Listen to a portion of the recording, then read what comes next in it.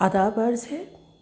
میں طلعت گل آپ کی خدمت میں سب سے پہلے نئے سال کی آمد کے موقع پر آپ کو نئے سال کی مبارکباد دیتی ہوں اور امید کرتی ہوں 2020 ہم نے جس تکلیف سے گزارا ہے 2021 میں وہ تکلیف کچھ کم ہو، لاک ڈاؤن کی تکلیف سے ہم لوگ مصیبتوں سے نکلیں اور اپنے چاہنے والوں کو، اپنے پیاروں کو فزیکلی دیکھ سکیں اور ان کے پاس جا سکیں۔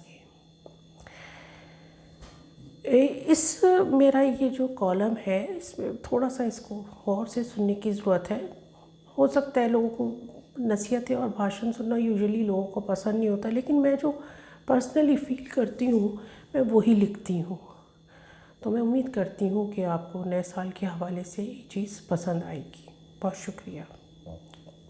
تو میں آپ کو شروع کرتی ہوں۔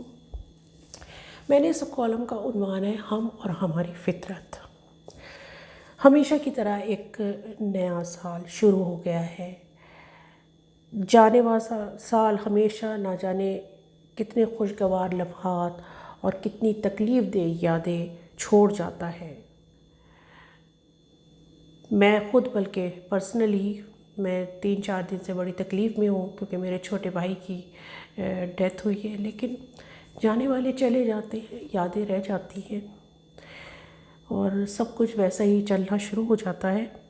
نئے آنے والے سال پر ہر شخص اتنا خوش اور جذباتی ہوتا ہے کہ پوچھیے مت۔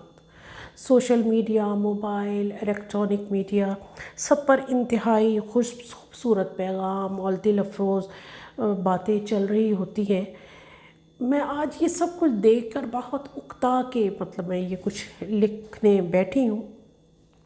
ہم سب ایک بھیڑ کی چال چل رہے ہوتے ہیں۔ نیا سال ہو، عید ہو، کرسمس ہو یا دیوالی، بیساکھی، ہم ایک سے ایک بڑھ کر پیغامات اور تصویریں ڈال رہے ہوتے ہیں، مبارکبادیاں دے رہے ہوتے ہیں، لیکن جب ہم عام زندگی میں لوگوں کے رویے اور ان کے آپس کے سلوک کو دیکھیں تو یقین نہیں آتا کہ یہ کون سے لوگ ہیں اور کس جہاں سے آئے ہیں۔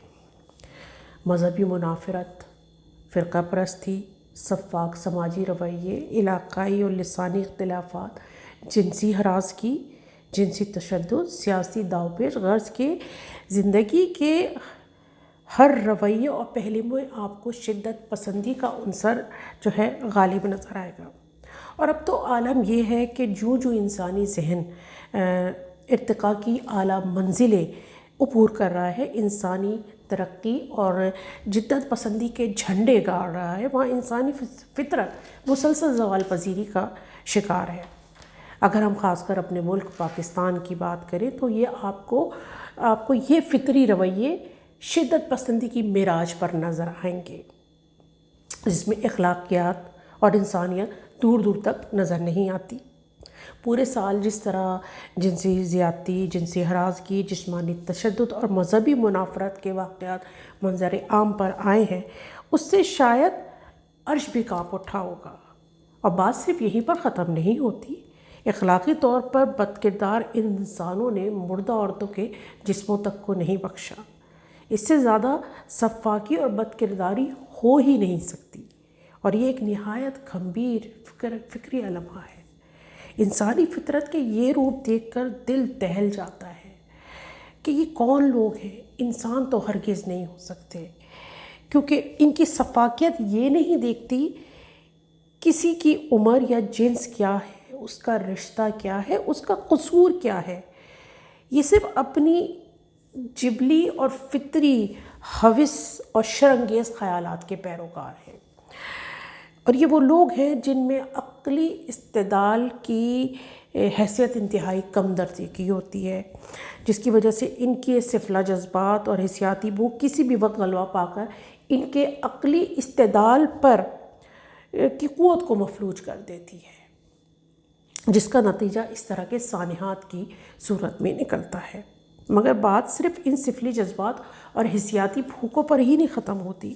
معاشرتی رویوں میں دن بدن اخلاقی اقدار کی پستی کے ذمہ دار یہی نہیں، وہ اشراف بھی ہیں جو اپنی قوت استدلال کے ساتھ معاشرے میں شطرنج کی چالیں چل رہے ہوتے ہیں اور ان عقلی طور پر کمزور انسانوں کو مہروں کی طرح استعمال کر رہے ہوتے ہیں۔ میرے نزدیک سوشل میڈیا اور الیکٹرانک اور کاغذی میڈیا جہاں انسانوں کے لیے بہتری اور رہنمائی کا باعث ہے، وہاں ان کے بیجا اور غلط استعمال نے انسان کے فطری سفلی جذبات اور حسیاتی بھوک کو بڑھا کر ان کی عقلی استدلال کو مفلوج کر دیا ہے۔ میں اس کی مثال کچھ ایسے دوں گی، اگر راہ چلتے کوئی عورت یا مرد، بھلے وہ فقیر ہی کیوں نہ ہو، کم کپڑوں یا بنا کپڑوں کے چلتا نظر آئے تو پوری دنیا اس کی تصاویر یا ویڈیو لینے کے لیے کے در پہ ہوگی۔ یا اگر کسی کا ایکسیڈنٹ یا لڑائی یا کوئی اور پرتشدد منظر ہو، ہر شخص اس کی تصویر یا ویڈیو بنانے کی یا لینے کی کوشش کر رہا ہوتا ہے۔ وہاں ان کو اس سے غرض نہیں ہوگی کہ اس کی کوئی مدد کی جائے یا حقیقت معلوم کرنے کی کوشش کی جائے۔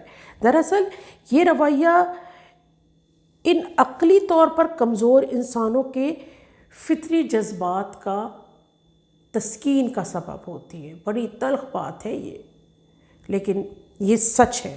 یہ اس کی فطری صفاگی ہے، جو کہ ہے تو انسانی نفسیات، مگر اس پر قابو پایا جا سکتا ہے۔ مگر اس پر قابو کیسے پایا جائے؟ دراصل کسی بھی شخص میں موجود ان منفی جذبات اور حسیاتی بھوک کو عقلی استدلال کے ذریعے آہستہ آہستہ مسلسل کوشش اور جد و جہد کر کے اس پر قابو پایا جا سکتا ہے۔ گو کہ اس کو مکمل طور پہ ختم نہیں کیا جا سکتا، کیونکہ اس طرح انسان کی ارتقاء کا عمل جو ہے وہ رک جائے گا۔